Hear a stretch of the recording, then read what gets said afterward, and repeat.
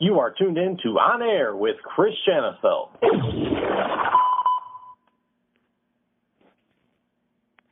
Welcome back on to another episode of On Air with Chris Shanafelt. Of course, the 2019 NFL Draft is officially behind us, and we have a jam-packed show for you guys today, especially if you're a Chicago Bears fan, a fan of even Illinois FCS programs. We're expected to hear from Bednarski, kicker out of Minnesota State-Mankato.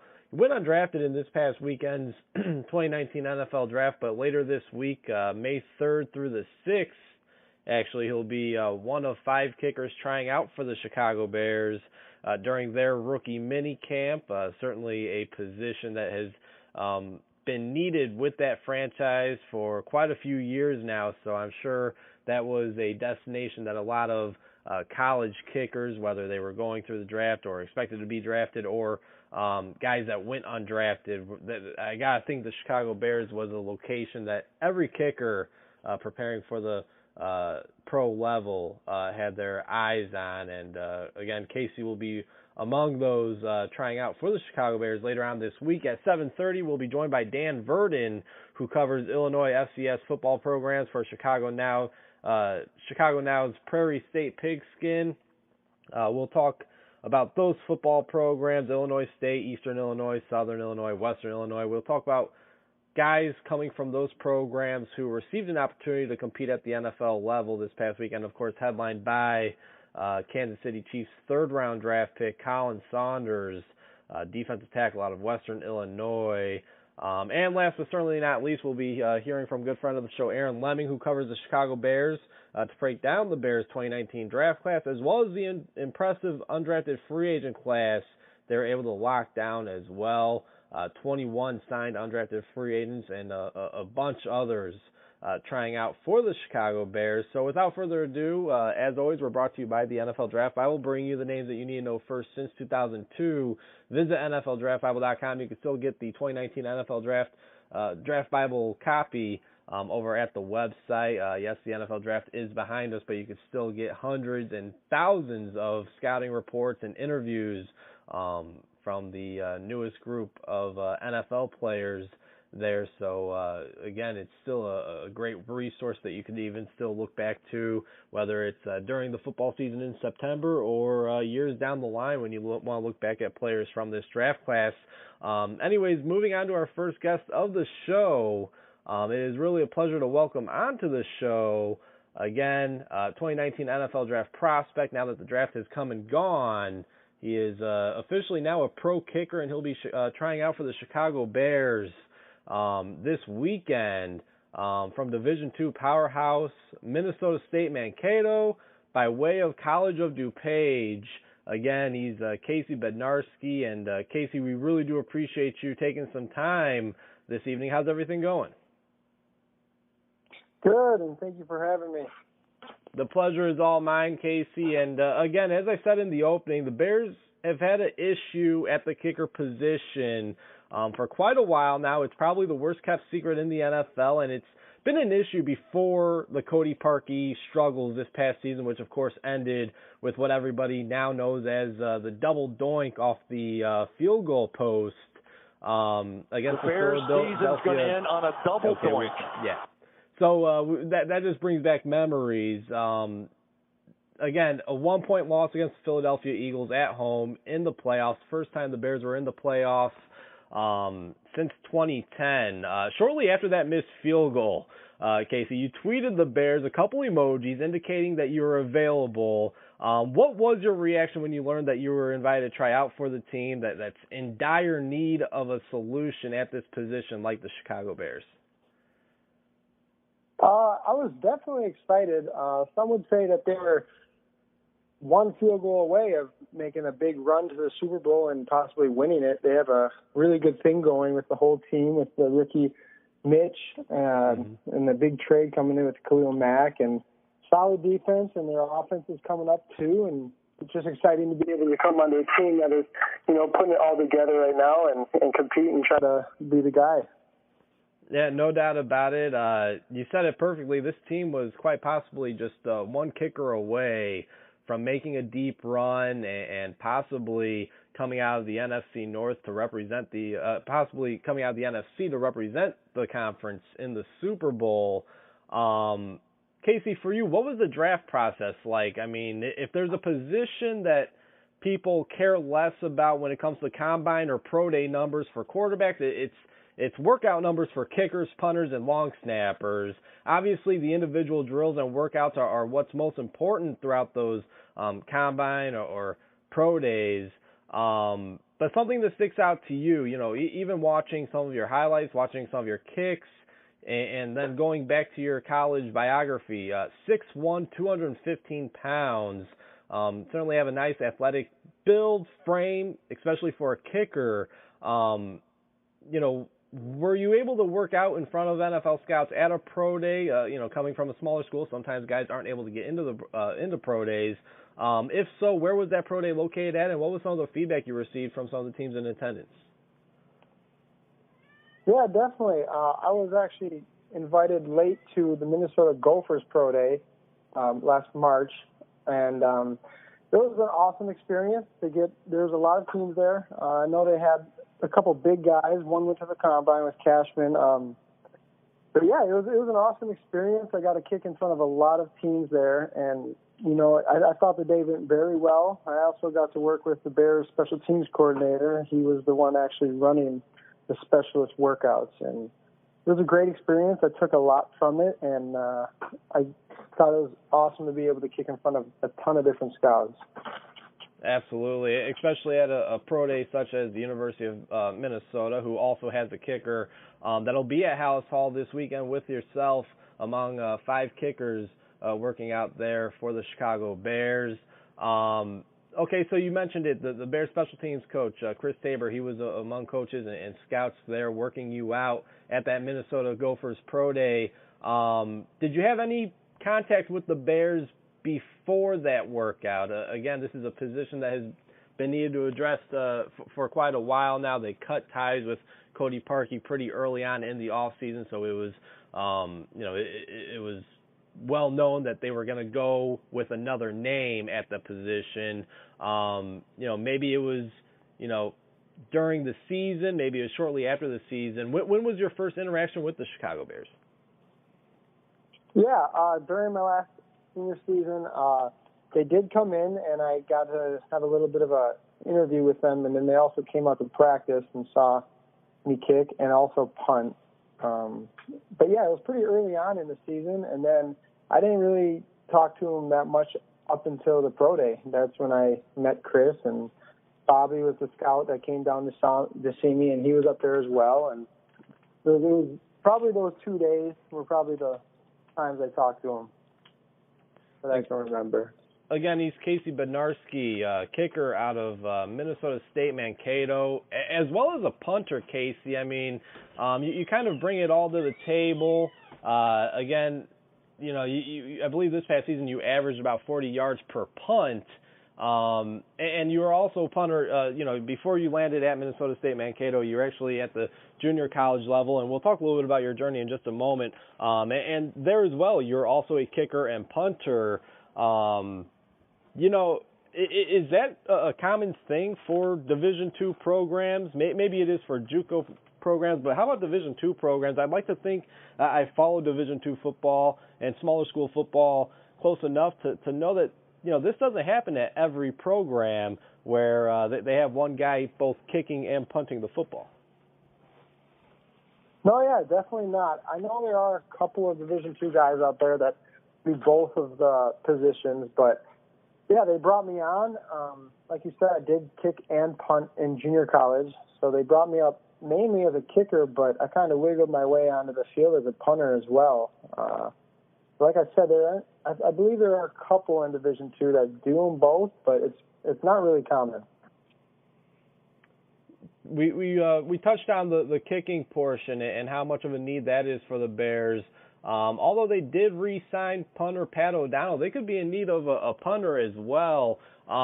Is that something you're also kind of showing teams that you're capable of doing as well? Obviously, the numbers and the statistics and what you've been able to do as a kicker in terms of knocking in these field goals over the past 4 years at the college level is what's most impressive when looking at your resume, Casey. But you're not just a one-trick pony. You're a pretty decent punter as well. Is that also an opportunity you're pursuing at the NFL level as well, being a pro punter?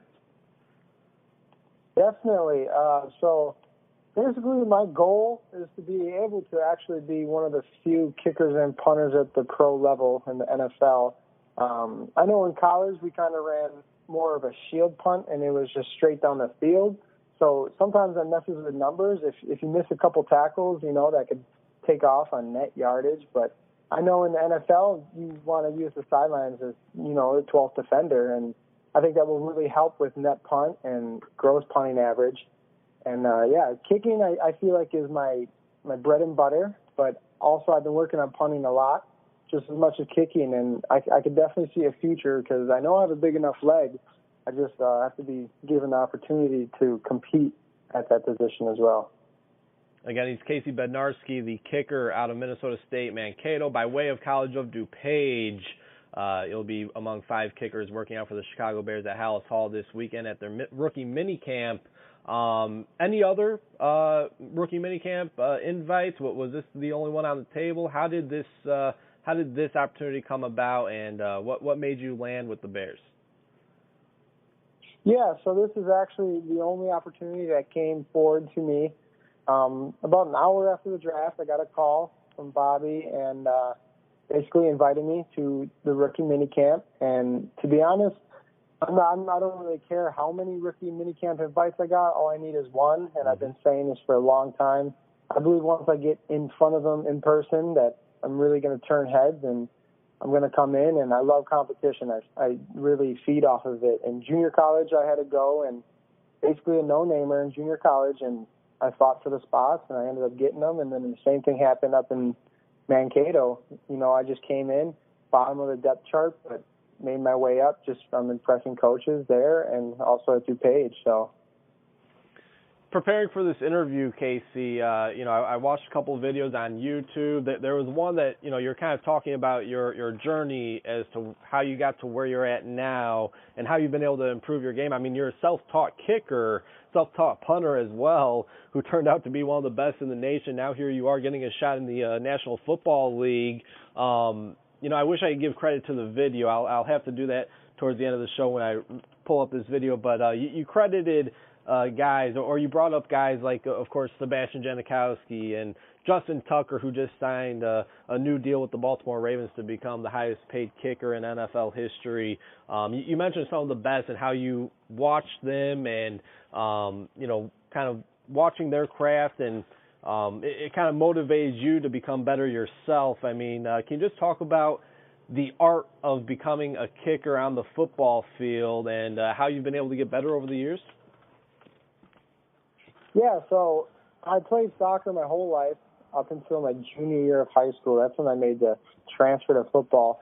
So kicking came really fluent. Kicking was really easy, making that transition, and really just watching those guys that separate themselves from the rest of the league, like Vinatieri. I know Pat McAfee always talks about how mental he was, and he would always be so focused in and, all right, the next kick. Okay, I made the last one, but it doesn't matter because here comes the next one. And it's always looking forward to that next kick and how you could get better to make that. And Justin Tucker, I think, is just a freak. He's got a massive leg, and he's really accurate, and he seems to really have it all put together with consistency and everything. With averaging around 90%. His career so far is amazing. And I know Janikowski, I kind of fit his build. I know he's a bigger guy. He's a two-stepper, so he has a lot of power behind him. And him finding his two-step with Gary Zahner, I know he works with him. I've also done some work with him as well. But like you said, for the most part, I am self-taught. I haven't really had a specific coach that has really broke down my kicks and stuff like that. Yeah, so I believe in kicking hard, as hard as you can in training will bring leg strength, but the technique part of it is really big in the sense of being able to be repeatable, and doing that over and over again will get you to the NFL. Do you feel that you could become a better kicker with having a coach, having somebody there every day, teaching you, like you said, being self-taught, not really having a specific coach to report to and learn from?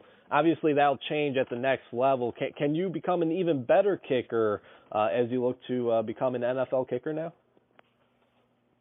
Yeah, definitely. I feel like by no means is there one right way to kick, and I feel like if you have something going, you need to find how to build onto it. So I think having, an NFL caliber coach working with me and, studying film on my kick and what happens when I do certain things. Does the ball get higher? Does it go farther? Does it rotate slower or faster? Will definitely help, but I think the relationship with the player and the coach is really important in the aspect of there really is no one right way to kick. I mean, Justin Tucker's steps back are different than Janikowski's, and, it's just you got to have that good relationship with the coach in order to keep progressing and moving forward. Again, he's Casey Bednarski, the kicker out of Minnesota State-Mankato. Will be trying out for the Chicago Bears during the rookie minicamp, May 3rd through the 6th. And, Casey, I mean, just your last name alone earns you a spot on this team. I know you're from Wisconsin. You obviously spent some time here in Illinois at the College of DuPage. And then you went on to play a couple years in Minnesota. I got to ask you, being from Wisconsin, did you grow up a Packers fan? Did you grow up a fan of any NFL team? To be completely honest, I never really attracted to football. It was mainly soccer. I fell in love with soccer at a young age, but I don't really have like a favorite team. I follow more athletes and players rather than just the team itself. So like I said, I look up to Justin Tucker. I think he's an amazing kicker, and what he does and to his craft is phenomenal. And same with Vinatieri. So I'm not really a team-based guy. I'm more of like athletic player type. Well, looking at some of the numbers that you put up at the college level, you converted 55 of a total 71 field goals over the past 4 years, Casey. In 2017, your first year at Mankato, you were named all-conference first team. You set a Maverick record, making a total of 25 field goals, scoring a total of 134 points, and you were named first team Division II All-American, which is pretty high standards. It's pretty important to point that out as well because you were, of course, voted ahead of Cole Tracy, formerly of Assumption College, who would transfer to LSU, make some big-time kicks there, and was looked at as arguably the top kicker prospect in the 2019 NFL Draft. Tell us what it's like kicking in Minnesota the past couple of years, man. I mean, I'm not sure there's a tougher place to kick in the place that you called home and played a total of 16 games at over the past couple of years. I mean, the Mavericks were no Vikings and were kicking in indoor stadium. I mean, you guys battled the weather as well as the opponent on your schedule week in and week out. Yeah, definitely. The wind is wicked up there. You never know. There's very seldomly were there days that the wind wasn't affecting the flight of the ball, whether it's a kick or even a pass. And, you just really have to adapt to that. And I know going forward now at the Bear Stadium, it's open, it's grass, it's outdoors. And, it's basically home. It's kind of like Mankato. I mean, obviously a smaller field, but the wind is actually a factor when it comes time to longer kicks and big-time throws and kicks as well. And I think that's what really has set me aside of some of the southern guys or even indoor facility kickers that I actually had to take into account Mother Nature. And even I learned how to kick in snow really well. My first and only spring ball up at Mankato, I'm pretty sure 85% of our practices, it was either snowing or there was an inch of snow on the ground. So I really had to battle the weather, and I think if anything, it's made me a better kicker. Yeah, no doubt about it, and obviously that'll be a big factor here in Chicago as well. I mean, it's not called the Windy City for nothing And, again, I mean, a lot of kickers have tried to kick for the Chicago Bears, and there's been plenty on record, even guys that have not played for the Bears, not worn the navy blue and orange, that have said that, kicking in Soldier Field is the toughest stadium to kick at in all the NFL. So that's certainly something to take account for, and, certainly your experience playing in some pretty shaky weather, to say the least, and looking at the success that you've had over the past couple of years is obviously very impressive, to say the least. And I got to think makes Bears fans feel pretty comfortable, feel pretty confident in at least having you come in to Hallis Hall this upcoming week and work out for the team and see where things go from there. Let's see. Looking at your 2017 season, so again, this is back to your first year at Mankato, Casey.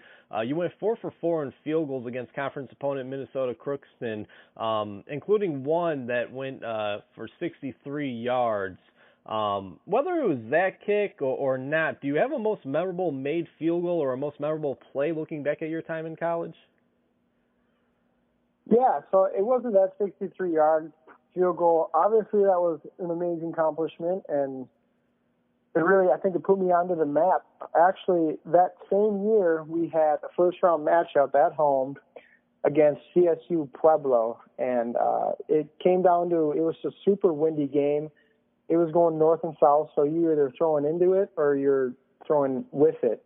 And it ended up coming down to overtime, and I remember sitting there, it was 13-13, it's coming into overtime, and my head coach, Todd Hoffner, came up to me and he said, look, if we lose, if they choose to play defense first, we're going to choose to go into the win because we trust you. We're behind you. And that really shows that he had so much confidence in behind me. And little that happened, actually, they picked defense. We went into the win. The other head coach thought we were crazy. So it was a big running game, and both defenses were stopping each other. And it came down to we ran the ball 3 times. 37-yard field goal right hash into about 30-mile-an-hour winds, and I ended up kicking it through, and it actually ended up going straight down after it went up through the uprights. And then their kicker came out, and he ended up trying a little bit of a farther one, like a 40-yard field goal, and the wind took it straight right. There was no chance it was going in. So it was really brutal, that game, but that would probably be my most memorable kick up at Mankato, especially in the playoffs. It was a high-pressure game. Like, our season could have ended right there, but our head coach, Todd, he had a lot of faith in me, and I love everything he done for me up there, and that just said a lot about his confidence level in me being able to make a big-time kick, especially in extreme conditions like that. Especially in the playoffs against Pueblo, who, for those that pay attention to Division II football, might remember that CSU Pueblo actually knocked off Minnesota State-Mankato a few years before that in the national championship game. So I got to think there was, a lot of bad blood between two teams. Maybe not necessarily for yourself since you weren't on that 2014 team, but I'm sure there was a lot of pressure there, to say the least. And you know what? When talking about the skill set and even playing to the weather, Casey, I'm not sure there's a bigger factor for kickers in the game of football than just having to be mentally strong. I mean, the mental aspect of the game, having to forget that you just missed a kick or taking it one kick at a time, having a short memory. I mean, is the mental aspect of the game as a kicker in the game of football just as important as the physical aspect? Definitely. Yeah, if you go out there for the first kick of the game and you miss it, you can't let that linger around, especially if 2 quarters go by and you have another kick in the fourth. You really can't be dwelling on that miss or a bad kick on kickoff or anything, because that will lead to you second-guessing yourself and not trusting the process. And as a kicker especially, that's something that you have to be mentally strong, and I have been able to do that the best I can, especially playing at the D2 level. We don't really draw the biggest crowds, but, there still is pressure on the line. Like, in the first round of the playoffs, our season's done if I don't make that, and they did. So being very mentally strong as a kicker is something that is really not a focus on some kickers, I believe, at times, and I think that's what really separates the great from the best. Absolutely. A couple more questions for kicker Casey Bednarski. Again, he'll be trying out for the Chicago Bears this weekend, May 3rd through the 6th, during their rookie mini camp. And Casey, I know we don't want to look too far ahead of the future, but let's say you walk away from mini camp and you sign a contract, you're going to be a part of this organization, and let's say in training camp you win the job. Again, I don't want to look too far in the future, but let's say you are the kicker that the Bears decide to move forward with. I know there's been kickers here in the past that have reached out to past kickers that had success, whether it's Kevin Butler from the 1985 Super Bowl championship team, or, of course, Robbie Gould, who's kicked here for many, many years, had a lot of success. Would that be an avenue that you would go down, maybe calling or trying to connect with some guys that kicked at Soldier Field and try to connect with them, kind of pick their brain and ask them how it was to kick at right off the lakefront in Chicago? Yeah, definitely, but I think I would want to get firsthand experience with kicking there. I feel like it is nothing that I haven't seen before, maybe not on a daily basis, but I have kicked in some crazy winds before and even snow, so I would probably definitely reach out to other kickers, but I also feel like the guys in the organizations have had the same experiences, and I think it would be eye-opening to listen to them and pick their brains about it. No doubt about it. And, I want to ask you one question about just a little bit more of your journey, I suppose. I mean, again, you would spend the first couple of years of your college career at the College of DuPage here in Illinois. There you knocked in 15 of 20 field goals. You would then ultimately land at Minnesota State-Mankato. Coming out of DuPage, I mean, what was JUCO life like? Is it anywhere near what the Netflix series Last Chance U documented it to be like? And how did you wind up with one of the top football programs in Division II? Yeah, definitely. I'd say there are similarities between that show. So going to DuPage, they were independent. We signed our own games, and we played some just Division III varsity reserve teams. But we also didn't have scholarships, so we really had to pay our way through. Some guys were working jobs. They go to school all day, then practice, and they go to their job at night. It is really a grind, and I think it really makes you or breaks you. I think most people that go through JUCO, they either end up stop playing football or they really excel at the next level. And, I did the best I can. We have 160 guys come in the summer and try out, and only a certain amount can make it. So especially looking at that, everyone goes to junior college to make it on to the next level. And, there's no team in America that's going to scholarship a holder, or there are snappers, but so a really big part of the kicking game is the exchange from the snap to the hold to the kick, and also protection. If a protection breaks through and someone slides through, it's a block kick. So I think a holder is really not noticed if they're good or bad, and it is on the kicker's hand to make it every time, which is not really the reality. And so that was something that we had to work through. And like you said, I went 15 for 20, and I think sometimes the numbers get skewed because of bad snaps, the holds, the kicks. Sometimes it's on my part, sometimes it's on the snap or the hold. And yeah, so I did as best as I can. And then, I actually was in touch with Brian Schmid, who recruited me up to Mankato out of high school. And the reason why I went JUCO is because I didn't have grades to get into Mankato. So I ended up going JUCO, getting my associates, and he was right there with me both years. He watched me play, and he recruited me very hard. And I know they're a winning traditional team. And I knew if we were going to win, we were going to go far in the postseason, and that's the best opportunity because I've always had my eyes set on the NFL, and that's what I want to do. So that was a pretty easy decision for me. Yeah, and Casey, a couple more questions, then we'll let you go. Really do appreciate your time. Actually, this is actually my final question here, and that is, I mean, just looking back at the journey that you've been on, and now here you are, being able to cap it off with a opportunity to try out for the Chicago Bears. I mean, when did it hit you that you had the skill set, that you had a legit shot at, playing at the pro level?